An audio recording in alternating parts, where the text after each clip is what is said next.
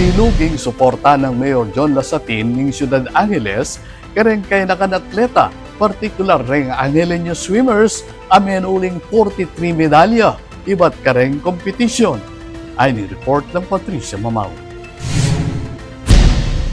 Minuli lang bit-bit, reng 43 medals. Reng kaya nakangatleta, iba't king Gueco Balibago Elementary School, Santo Rosario Elementary School at Angeles Elementary School, iba't king Ciudad Angeles, kay Badang Mekiabe king UP Diliman Swim Wave 4th Leg International Qualifying Competition at Ignite Swimming Competition king New Clark City.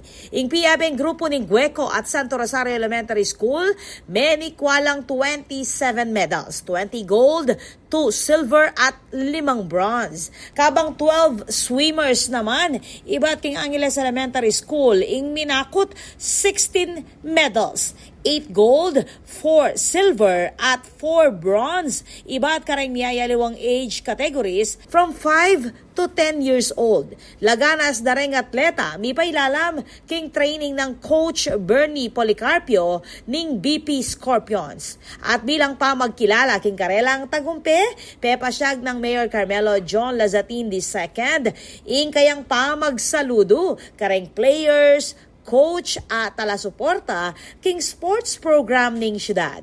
Kaya ben ng Mayor John Lazatin, dina Konsehal JC Aguas, Niknok Banyola, Alex Njonko, Attorney Jessel Dayrit, Racco Del Rosario at Richard Gaza Jr. Ako po, Patricia Mamangon para king News Force Pampanga. Balitang tutuking Balen, susuyo.